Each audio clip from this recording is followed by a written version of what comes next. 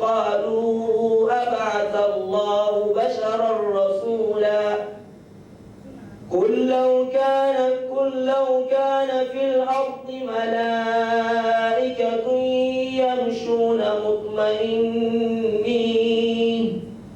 يمشون مطمئنين لنزلنا عليهم من السماء ملكا رسولا قل كفى بالله شهيدا بيني وبينكم إنه كان بعباده خبيرا بصيرا يضلل فلن تجد له أولياء من دونه ونحشرهم يوم القيامة على وجوههم عميا وبكما وصما مأواهم جهنم كلما خبت زدناهم سعيرا ذلك جزاؤهم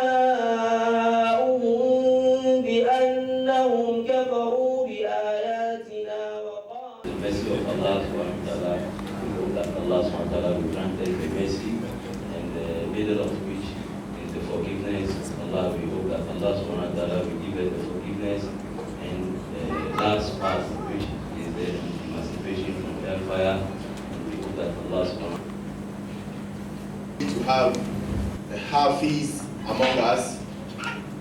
He is not coming from Ghana, he's coming all the way from Turkey. الله في الذين خلوا من قبل فكان أمر الله قدرا مقدورا الذين يبلغون رسالات الله ويخشونه ولا يخشون أحدا إلا الله وكفى بالله حسيبا ما كان محمد أبا أحد من رجالكم ولكن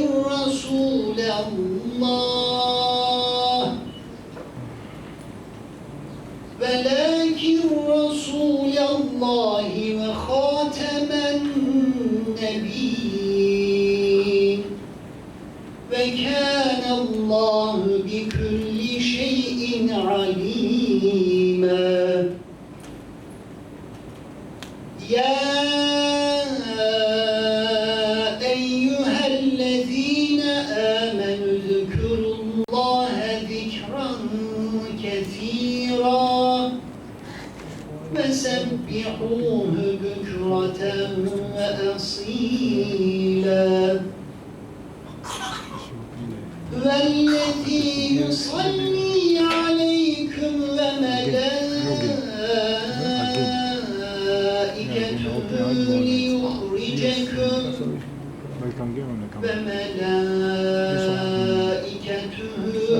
ليخرجكم من الظلمات إلى النور وكان بالمؤمنين رحيما صدق الله العظيم والحمد لله رب العالمين الفاتحة. Much honored to be called upon to introduce the chairperson for today's program. Our chairperson for today was born in Sunyani. She had her primary education in Ghana. Then she left to the UK where she continued with her secondary education. She completed a secretarial course and worked as an administrative secretary afterwards. On her return to Ghana in 1989, she worked as the MD for Gragro Products Limited, right? An export and import company trading in commodities. She was born to a Christian family and hence was raised as such. She embraced Islam and finally took the Shahada in 1989 in the UK before returning to Ghana. Her passion for the Deen led her to pursue a BA Honours in Childhood and Youth Studies with the Open University in the UK to enable her meaningfully contribute to the development of children and the youth in the community. She did this while performing her duties as a wife and a mother, with the understanding and encouragement of both her husband and daughter. She is currently the National Treasurer for FOMA, and she is in the person of Hajia Samia Zuri. Madam Chairperson, your audience, your chairperson. Let's go to the chairperson and see whether she's accepted to chair.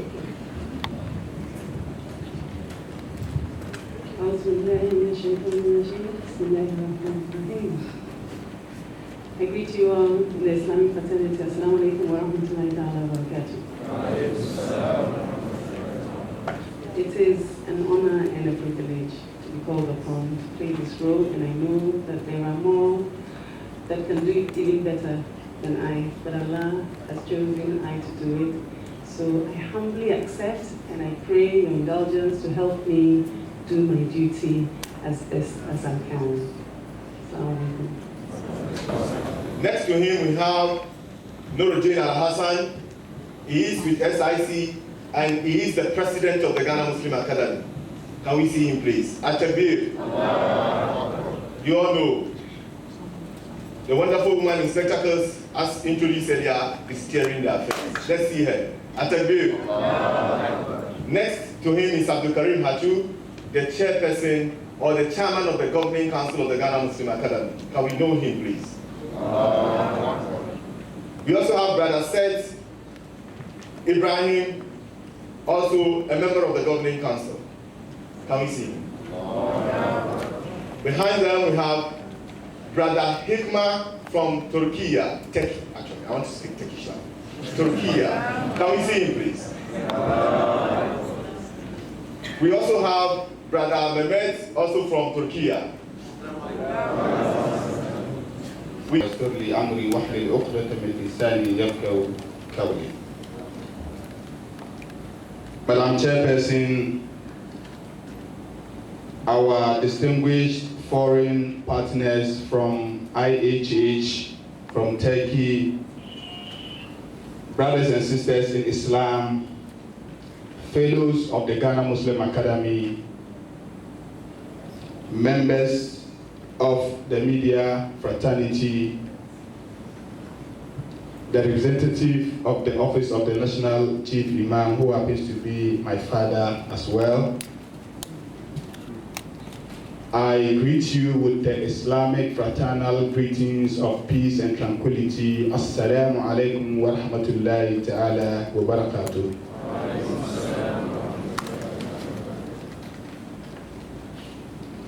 Madam Chairperson, as it has become a tradition within the calendar of the Ghana Muslim Academy, this year is the 15th of the series of Mujahid Ramadan lectures. I therefore welcome you once again to the 15th Mujahid Ramadan lectures under the theme, the Islamic legacy of good governance, the best example for all. Madam Chairperson,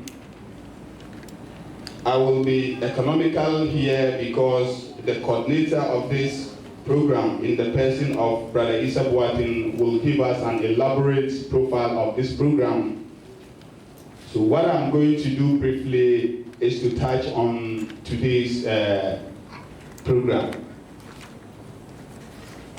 The Ghana Muslim Academy chose this theme because last year's theme was the spirit of Ramadan in promoting peace and stability in Ghana.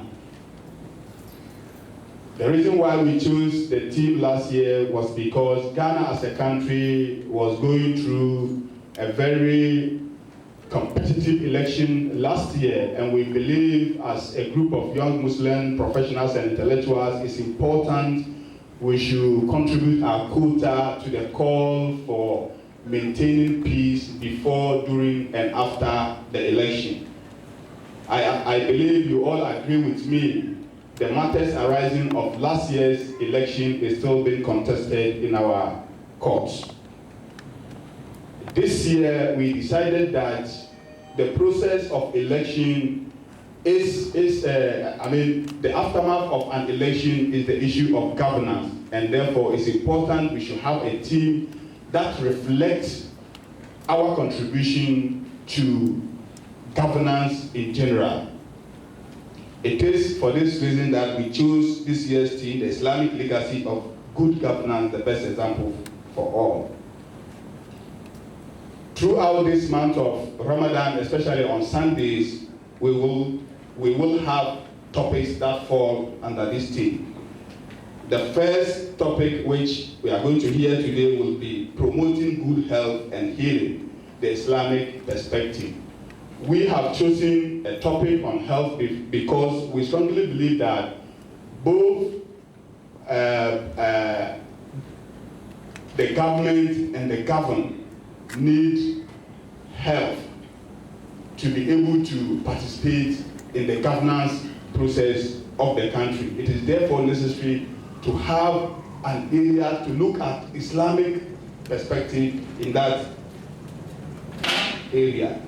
The second topic will be on effective leadership, a tool for accelerated growth and development.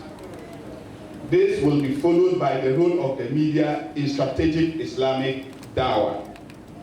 Finally, we will be having the topic on Hajj and its organizational complexities in Ghana.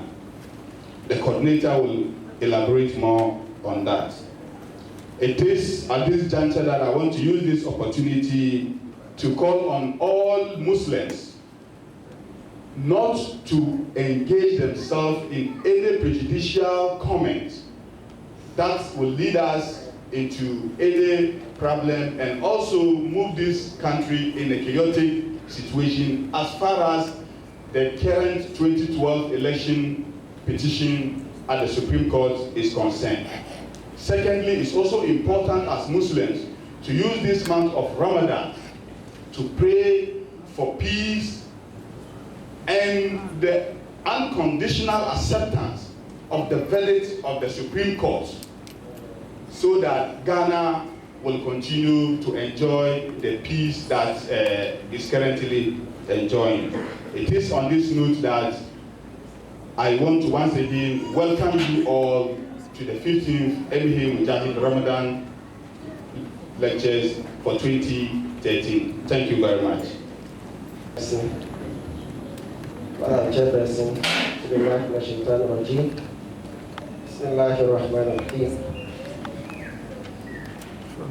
Very honored to be called upon to give profile of this very important lecture. The MA Mujahid Annual Ramadan lecture began as Annual Ramadan Tafsir in English, first ever in the history of Ghana, the history of Muslims in Ghana in 1998. This was necessitated by the growing need for the interpretation and exegesis of the glorious Quran to be done in the lingua franca of the country, English language to be precise. Hitherto, tafsir was done in only Hausa, cutting off many Muslims in Ghana like myself who do not speak and understand Hausa. The unique nature of our tafsir at that time was that firstly, it was topic-based. What this means is that a topic was chosen by a scholar and the Quranic injunction were used to explain and expatiate it. Secondly, the audience, after listening to the speaker, were allowed to debate the speaker on his stand on the topic, as well as allowing for other scholars to also contribute to the discussion. This really generated a lot of interest in the annual tafsir. In 1992, the Academy decided to make the annual tafsir a full-blown annual public lecture once a week throughout Ramadan. In 2005, the Academy named the lectures after the late brother Mujahid Mujahid Ture, known as Ture, whose demise occurred in September 2004. May Allah be pleased with him and all the departed souls. Brother Mujahid was the founder and the first president of the Ghana Muslim Academy. In fact, the annual Ramadan Tafsir in English was introduced by him. The reflective mode of the Islamic month of Ramadan afforded a unique opportunity to reflect on local and global issues affecting the life of Ghanaians in particular and Muslims as a whole. The core objectives of this lecture: 1. To synthesize attention and gratification.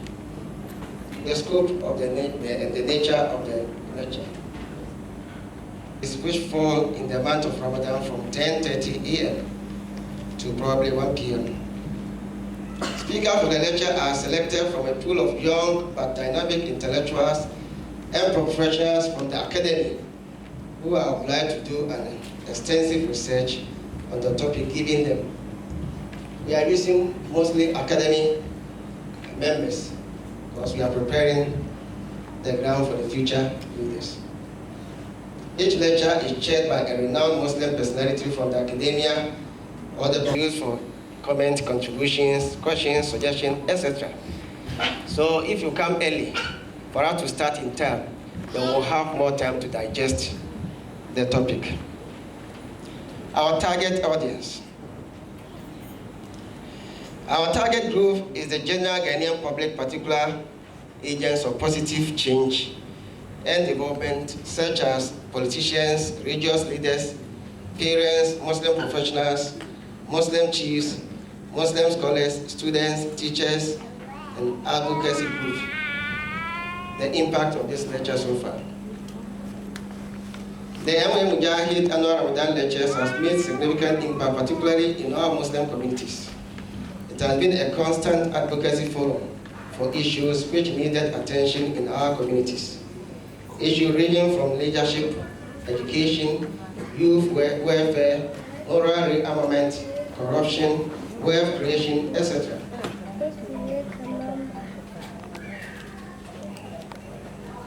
All these topics over the years have been delivered upon, and we have seen and benefit to our community. The 2020 as stakeholders, we realized that last year was election year, and as Muslims, also a member of the Council of State. Can we see my mother, please? Atakbir. Sorry, I've been corrected. Can we see our mother, please? That's just by the way.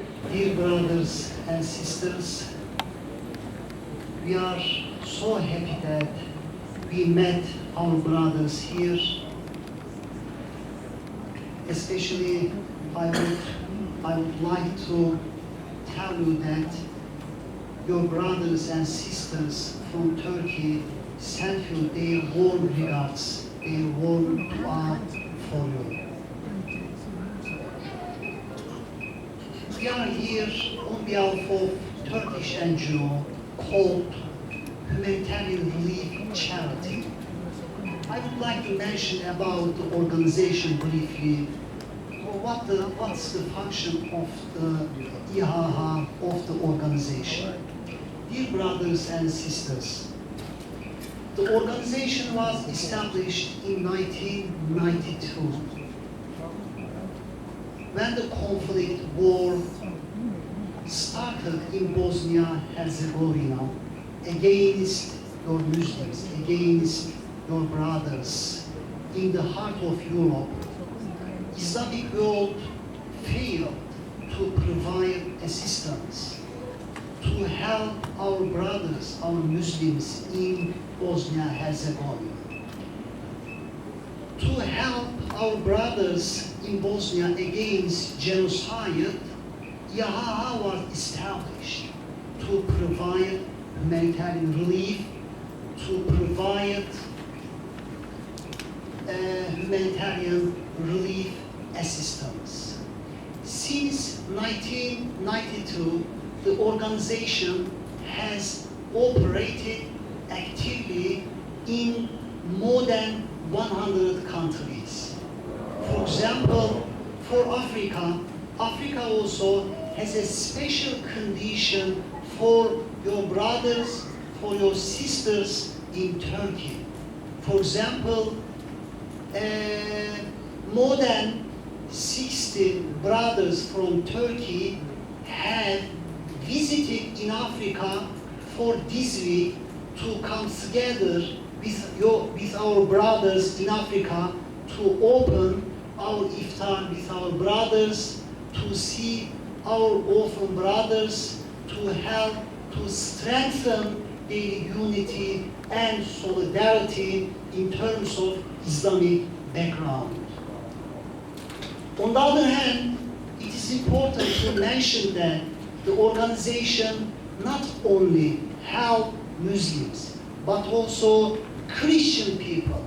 For example, when the earthquake happened in Japan, YHA was one of the first organizations helping people in Japan. Dear brothers and sisters, briefly, I would like to also mention about one of the most important projects of our organization. The organization has the program or project called Africa Cataract Project. Africa Cataract Project. Under the leadership of the Turkish doctors,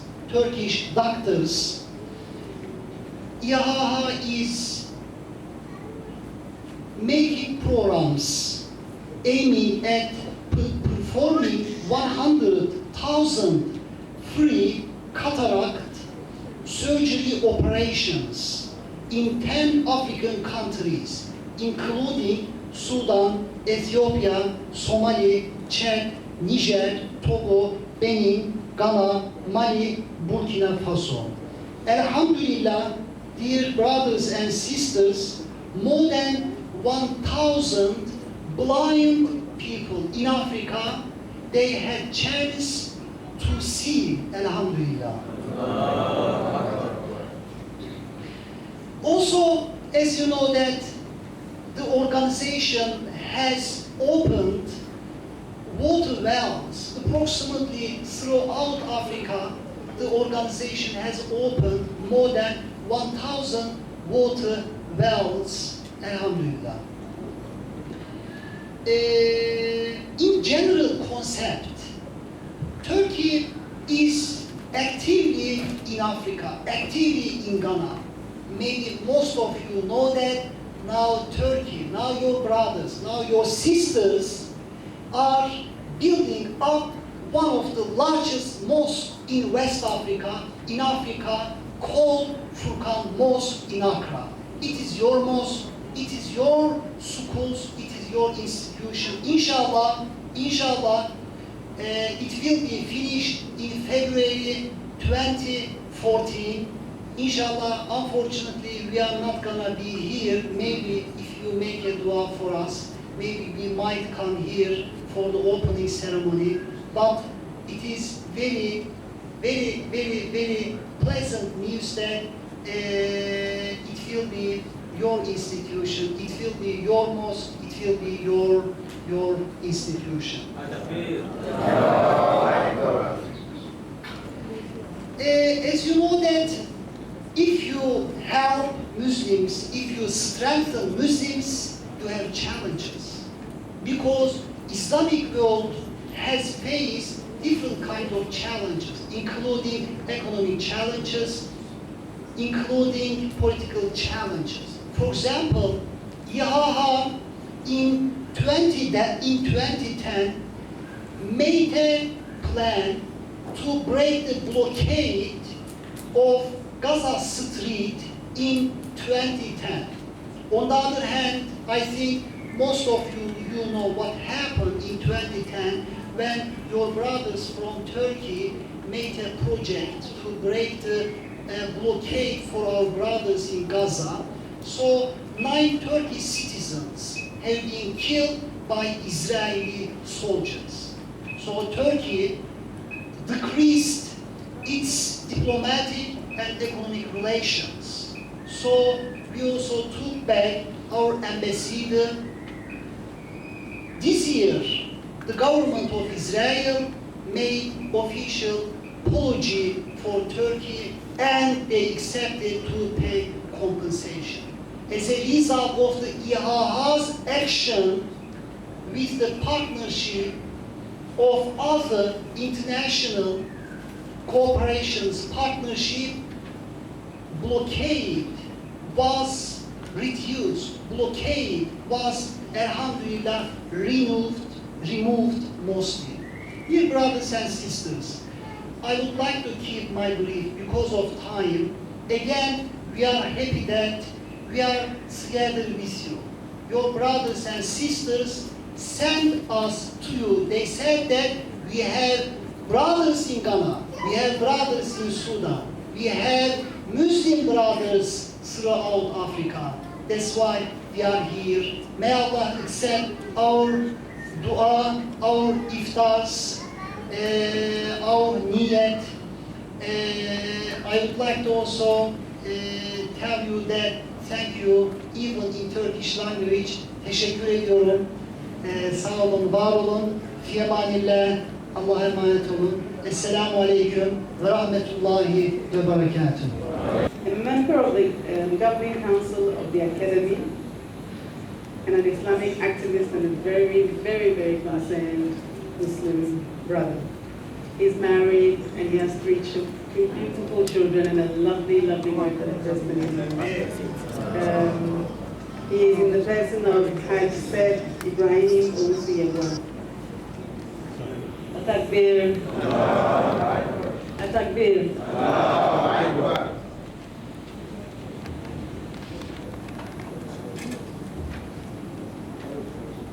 Madam Chairperson, Chief Patron of the Ghana Muslim Academy, Dr. Rabi Trauma, our reps from IHH, President, Ghana Muslim Academy, Chairperson and members of the Governing Council,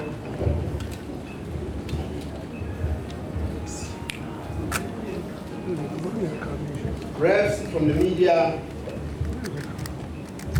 ladies and gentlemen, it is with a prayerful heart that I wish to greet you all with the best greetings shared by humans and the angels alike in the Arabic language. Assalamu alaikum wa rahmatullahi wa I wish to say that, forgive me, along the line I'll be using Madam Chairperson, Mr. Chairman, due to what I've prepared. Thank you, Madam. I want to urge the House that my presence here today is just to do sort of campaign work for other brothers and sisters who will follow me, and I want to urge that they are coming to do the real work. For this March, I urge all of you to be here for the 3 Sundays that will come. You'll regret if you don't come here subsequently. I don't know, in Ghana we say,